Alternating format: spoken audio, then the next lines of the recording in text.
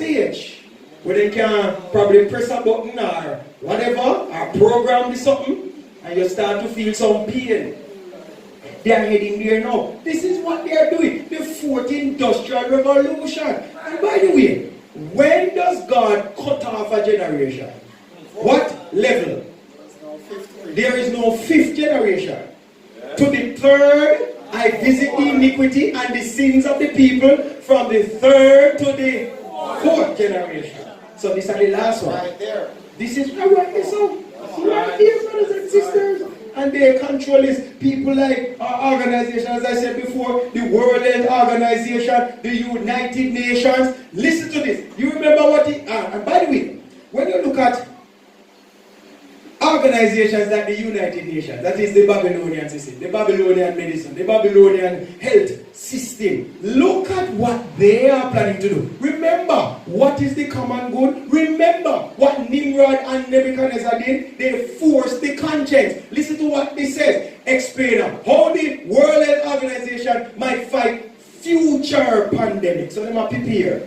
Negotiations and new rules for dealing with pandemics are underway at the World Health Organization with a target date of May 2024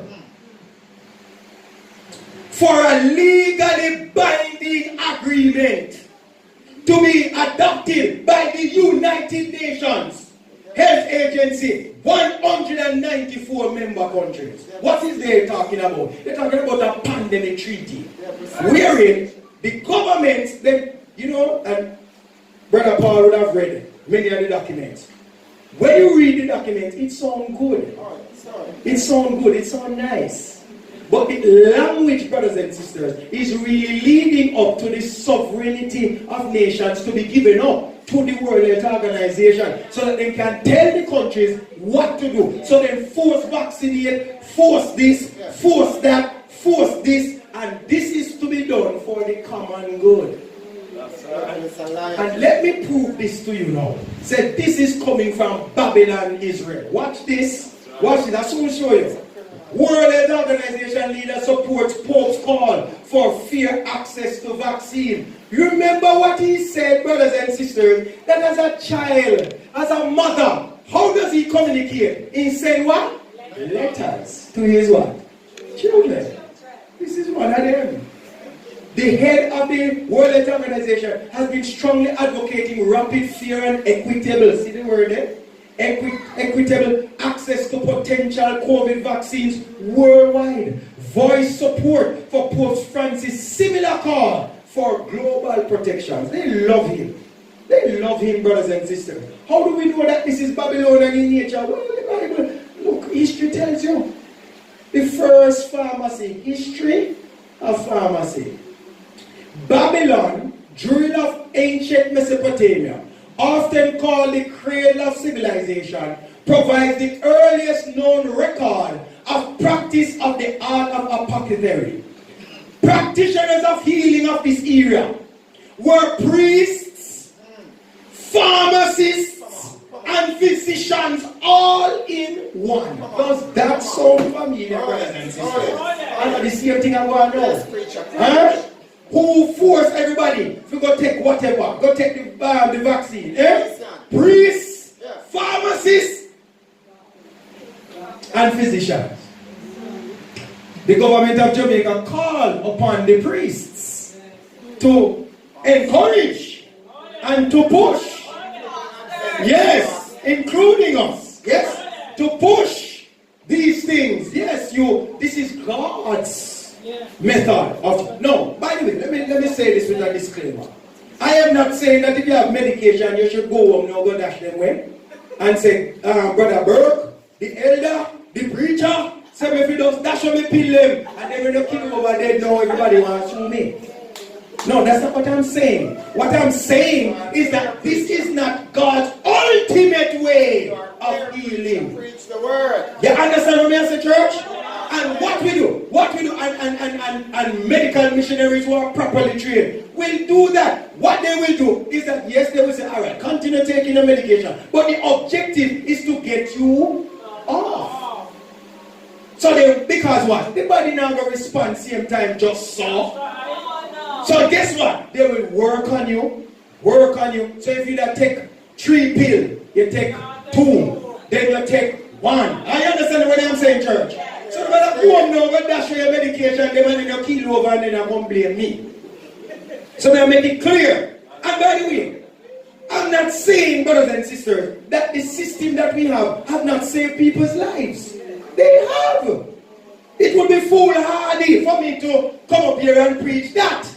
They have saved lives. All of us have experienced some level of hospitalization and have been saved from it. But is that God's ultimate way? No. COVID was genocide. COVID was the practice run. And one of the things that I found out is that I found out that the medical industry, can we have to call it so now? The medical industry is not as nice as we thought it was. It wasn't as nice as we thought it was. People who did not want to take a vaccine, people were taken off the list in Canada, taken off the list for organ transplant. That's right. Yes. So because they never take it, they say, oh, we'll take you out for the organ. And the man, Jesus have mercy. Devil is in charge. Do you understand what I say, church? People who did not take a vaccine, you couldn't come to the hospital. You couldn't get treatment. You were blocked. Is that of God? Cannot be, brothers and sisters. It says, medical texts and clay tablets record first the symptoms of illness. Same thing. The prescription and directions for compounding. Same thing. Then an invocation to the gods. Yes. Oh God, brethren, let me move on here, man. As a matter of fact, let me read the last part. Ancient Babylonian methods find counterpart in today's modern pharmaceutical, medical, and spiritual care for the sick. Done something, me done. Not explain it, let me move on. Watch this. What did he say? Letters to my children. Pope to what? WEF, World Economic Forum. Human person, the center of integral development. What him say? The message of Pope Francis was read. So if it's a message, what I want to do? Write one what? Write one letter. And this is not the first. He has written letters and sent out letters and messages to many organizations, encouraging them. And as a matter of fact, almost dictating to them. And tell them, say, you countries, you need to put in climate this. You need to do this for the poor. You need to do this for equity. And the encyclical is the biggest letter of all. Yes, it says, no longer just an observer. Vatican looks to wield new status in UN climate talk. The Vatican was an observer. But now they have actually been allowed to come into the conversation. That's exactly what the UN do. This is exactly what they have done. Church and state coming together because they recognize, the UN recognize that they can't do it by themselves. So they need help from the Vatican. It says, that day, along with hosting and screening a new documentary on Francis's encyclical Laudato Si. That's the biggest letter of our brothers and sisters. In that letter, they advocate Sunday keeping to fight climate change, to fight poverty. These are the things that are happening now. And we as Adventists are asleep at this time. And all we're talking about is the love of Jesus. That's all we must be preaching now. The love of Jesus. Brothers and sisters, if you're Adventists and if you preach the love of Jesus, no. At this stage, you're joking, brothers and sisters. Paul says we passed that stage a long time. We passed that stage a long time. This is love that you're preaching. I talk about the cross and this and that. Any Adventists were there not know about the cross yet? Huh? You don't know about the love of Jesus yet? 5, 15, 20, 40 years in the church and you still not know the love of God? You're not going to heaven, man. There are so long the love of God has been gone before me go heaven. 40 and 15 years, brothers and sisters, we're joking. We are joking, brothers and sisters. We're joking. See them, they are moving gently. The Babylonian system is almost fully complete now.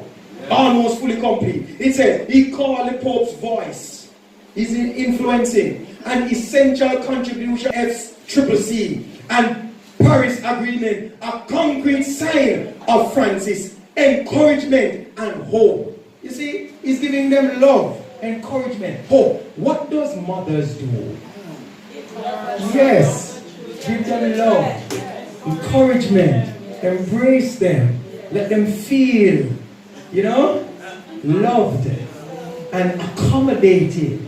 Yes, but guess what, brothers and sisters? What is happening now is diplomacy. What is happening now is the motherly,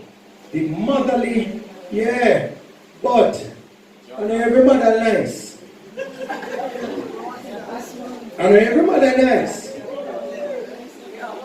And some mother you find out them long after you're done married to them already. Yeah. Only when you're married to them after 2-3 years, you realize, they don't like me picnic them. If she don't like me picnic. So we're going to see that soon. Very, very soon, brothers and sisters. What is the objective? This will help the church speak with one unified voice at the international level.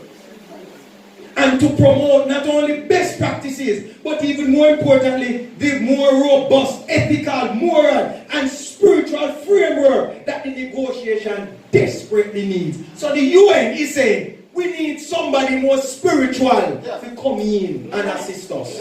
Yes, brothers and sisters, that is why, Brother Paul, I'm sure you see this already. The Abrahamic family, they have been working on this. That, what we just talked about, are the political part of Babylon. Same thing, because this and this will link up. Now, we are seeing the spiritual part. Come on, preacher, bring it on. Where the Vatican, and we're coming to a close now, where the Vatican, what they call it, the ecumenical interfaith dialogue, and them are lead it. And them are lead it, where we are exchange pulpit and all of these things, and all of us are one, and all of us must come together, and all of these things. When they were promoting the vaccine, how many churches you say? Almost everybody. They on the panel. Even one of them that were on there promoted and exalted homosexuality. Right here in Jamaica.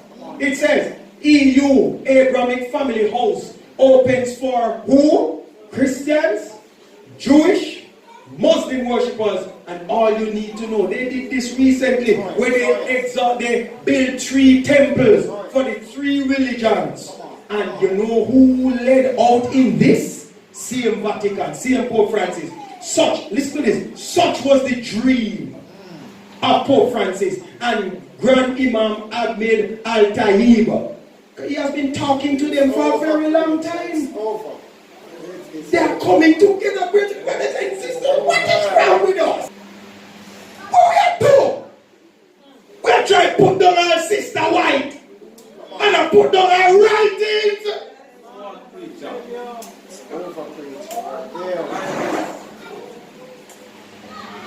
Did the woman talk about this? Long time. And we are trying to disrespect the woman.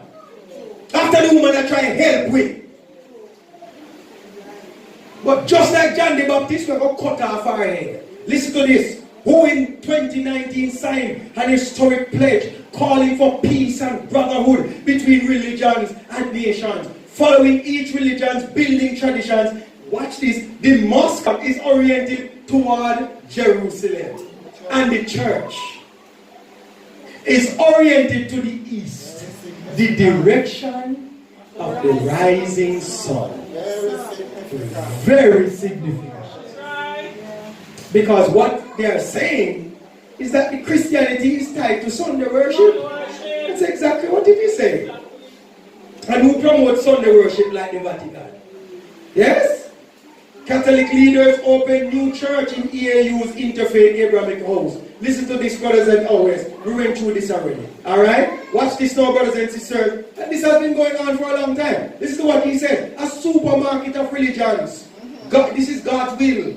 And the wisdom of a tweet declaration. Can you imagine that, brothers and sisters? A supermarket of religion. What is a supermarket? And everybody can shop. Everybody can shop. That's why they say the Adventist church boring. And we keep the young people and we keep them entertained. Because that's going on in entertainment word. The reason why people have left the church is because our elders and our pastors, they're not teaching the word. That's right, preacher. And what can you do if a person gets the word and don't want it? You know, Lord, everything one. Lord, everything one. And Jesus was the best preacher in the world. And he couldn't keep everybody.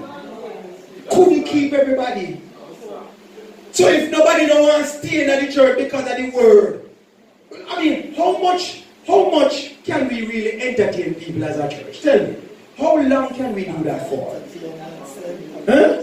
How long can we entertain people for? Because every time you have to change the entertainment. You have to take, because the entertainment the way you do last time, and it's going to get worse and worse and worse. Exactly what happened in Exodus 32. And we're heading right here, brothers and sisters. That's why the world says that what? Pope Francis is the world's pastor. Yes. So